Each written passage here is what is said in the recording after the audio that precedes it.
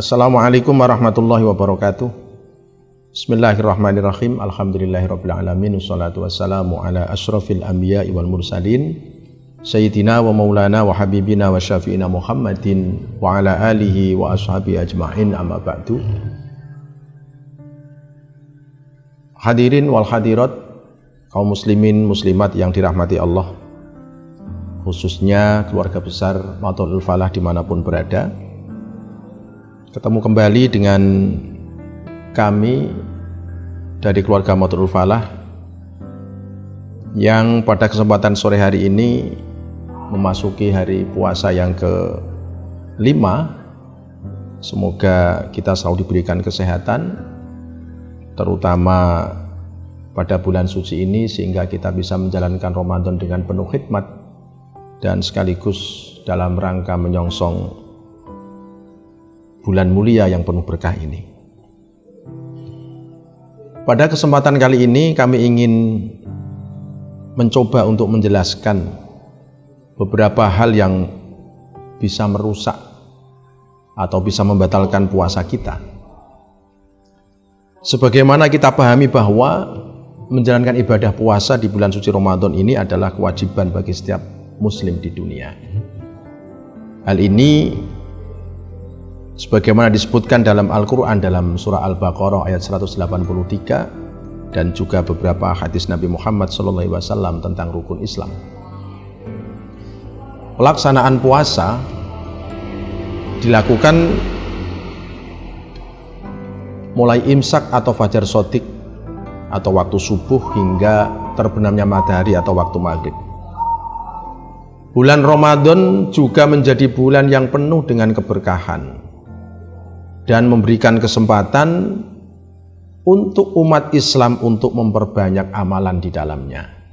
Selain itu, kita juga harus menjauhi hal-hal yang dapat membatalkan puasa kita. Hal-hal yang dapat membatalkan puasa terdapat dalam beberapa kitab fikih. Hampir semua kitab-kitab fikih menjelaskan, seperti kitab Safinatun Najah, kitab Fathul Qorib, Fathul Mu'in, Kifayatul Akhir, dan lain sebagainya. Dan di antara hal-hal yang dapat membatalkan puasa tersebut, antara lain adalah yang pertama, memasukkan sesuatu ke dalam tubuh atau jauf, yaitu mulut, telinga, hidung dengan sengaja. Baik itu berupa makanan atau benda-benda yang lain. Kemudian yang kedua, yang dapat membatalkan puasa juga adalah memasukkan obat melalui dua lubang kubul atau dubur. Bisa jadi orang itu ambeien atau penyakit-penyakit lain yang tidak dimasukkan melalui mulut obatnya, tetapi bisa dimasukkan melalui farj dan kubul, itu juga bisa membatalkan puasa. Kemudian yang ketiga juga membatalkan puasa lagi adalah muntah, tetapi muntah ini yang dilakukan dengan sengaja. Muntah yang dilakukan dengan tidak sengaja bisa jadi tidak membatalkan puasanya, manakala sisa dari muntahan itu tidak tertelan kembali. Kemudian yang keempat, melakukan hubungan intim suami istri di siang hari bulan Ramadan. Hal ini bukan hanya mengqadha, tetapi orang yang melakukannya itu harus membayar kafarah, yaitu berpuasa 2 bulan berturut-turut di luar bulan Ramadan, atau kalau dia tidak mampu maka dia harus memberi makan 60 orang fakir miskin. Suatu hukuman atau kafarat yang sangat seimbang, karena memang bulan Ramadan ini adalah bulan yang penuh rahmat, penuh berkah, maka harus kita jaga ibadah kita dengan sebaik-baiknya dan tidak bisa kita rusak hanya dengan tanpa terkendalinya nafsu kita. Kemudian yang kelima, keluar mani sebab bersentuhan kulit atau mubasyarah. Ya, bersentuhan, adanya syahwat, kemudian mani itu keluar, dan itu juga bisa menyebabkan rusaknya puasa kita. Dan yang ketujuh atau yang keenam, keluarnya darah haid atau nifas. Ya, maka secara otomatis perempuan yang mengalami dua hal ini maka tidak diperkenankan untuk melakukan puasa. Atau itu ketika keluar di tengah-tengah siang hari atau pagi hari atau sore hari, maka secara otomatis puasanya menjadi batal. Yang ketujuh, selain yang sudah kami sebutkan, diantaranya masih ada yaitu karena gila, ya, dia mendapatkan gangguan jiwa sehingga zawalul akli atau hilang akalnya, sehingga puasanya itu juga bisa batal. Dan yang terakhir yaitu orang yang keluar dari agama Islam. Itu diantara hal-hal yang bisa membatalkan puasa. Namun apa saja sebenarnya macam-macam bentuk batalnya puasa dan bagaimana cara membayarnya. Kalau tadi saya hanya menjelaskan tentang sesuatu yang bisa membatalkan puasa, tetapi apakah sesuatu itu nanti berakibat pada qadha saja atau fidyah saja atau qadha dan fidyah, ya. Nah, ini akan kita jelaskan sebagaimana dijelaskan dalam kitab Safinatun Najah karya Syekh Sumer, fasal wa aqsamul iftar. Dalam redaksinya beliau menjelaskan wa aqsamul iftari arba'atu aidan. Ma yalzamu fihil qada'u wal fidyatu. Wa huwa isnani. Al awal al iftar li khaufin ala ghairihi.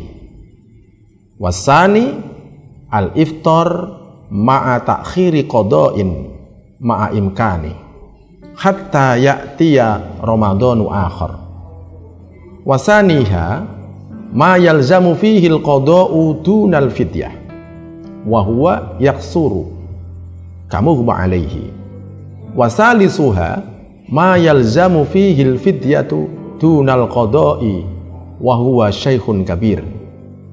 Wa rabi'uha la wala wa huwa al-majnunul ladzi lam yata'adda bijununi. Maksudnya adalah macam-macam putusnya puasa dan hukumnya terdiri dari 4 hal. Yang pertama, perkara yang mewajibkan qadha dan membayar fidyah, yaitu putusnya puasa sebab mengkhawatirkan orang lain dan tidak mengqadha puasa disebabkan menunda-nunda pada waktu yang dimungkinkan hingga datang bulan Ramadan berikutnya. Kemudian yang kedua, perkara yang hanya mewajibkan qadha saja. Dalam hal ini terjadi pada kebanyakan orang seperti sakit ayan dan lain sebagainya. Dan yang ketiga, perkara yang mewajibkan membayar fidyah dan tidak qadha, yaitu bagi orang tua renta. Dan yang keempat, tidak wajib qadha dan tidak wajib fidyah, yaitu orang gila yang tidak disengaja gilanya. Hal ini diterangkan dalam kitab oleh Syekh Salim bin Abdillah bin Sumer dalam kitab beliau yaitu Safinatun Najah fi Usuliddin wal Fiqih, penerbit Al-Bayan, Surabaya, halaman 114. Konsekuensi dalam membatalkan puasa ini ada 2, yakni qadha dan membayar fidyah. Qadha yaitu mengganti ibadah puasa saat sebelum Ramadan tahun berikutnya tiba yang dilakukan sesuai dengan jumlah puasa yang ia tinggalkan. Sedangkan membayar fidyah yaitu memberi makan orang miskin untuk mengganti puasa yang ia tinggalkan di bulan Ramadan. Setiap 1 kali meninggalkan puasa maka diwajibkan untuk membayar fidyah kepada 1 orang fakir miskin. Membayar fidyah ini dapat berupa makanan pokok. Kalau di negara kita ya makanan pokok kita adalah beras. Syekh Nawawi dalam Syarah Kasyifatus Saja menjabarkan beberapa penjelasan Syekh Sumer tentang macam-macam bentuk batalnya puasa. Antara lain, yang pertama, puasa yang wajib diqadha dan membayar fidyah. Ini mohon untuk bisa untuk bisa dipahami betul agar kita dalam menjalankan puasanya bisa hati-hati. Kemudian cara menebus kesalahan kita juga sesuai, yaitu yang pertama orang-orang yang wajib mengqadha puasa serta membayar fidyah terdiri dari dua, yaitu orang-orang yang membatalkan puasa selain dirinya dan terlambat mengqadha puasa hingga datangnya bulan Ramadan berikutnya.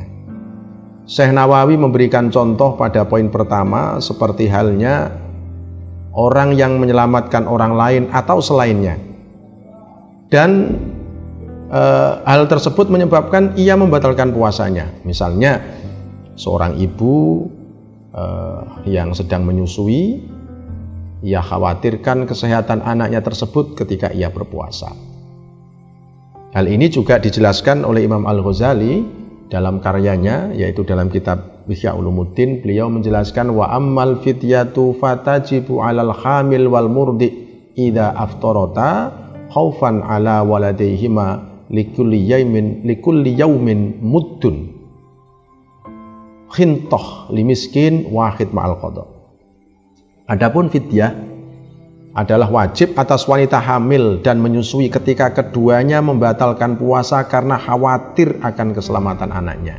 Bukan karena dirinya, tetapi khawatir akan keselamatan anaknya. Setiap hari yang ia tinggalkan sebanyak 1 mud untuk 1 orang fakir miskin, dan dibarengi dengan melakukan qadha atau mengganti puasa.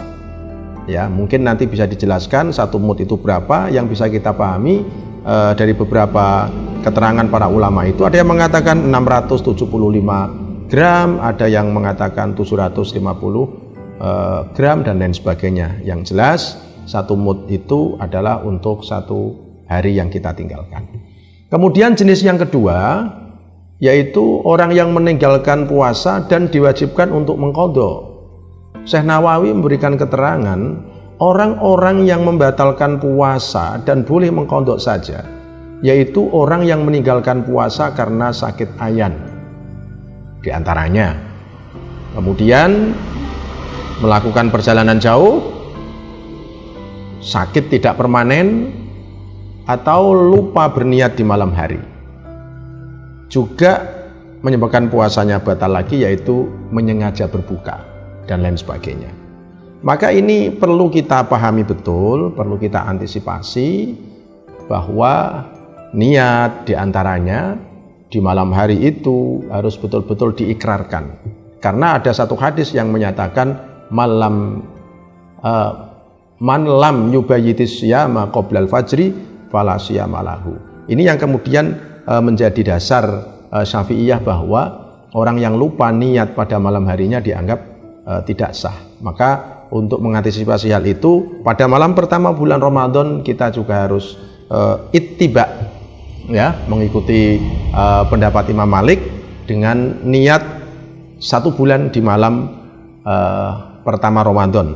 Ini untuk mengantisipasi kalau kemudian pada malam-malam berikutnya kita lupa, ya, itu insya Allah puasanya tetap sah. Kemudian jenis yang ketiga, yaitu membayar fidyah tanpa harus mengqadha.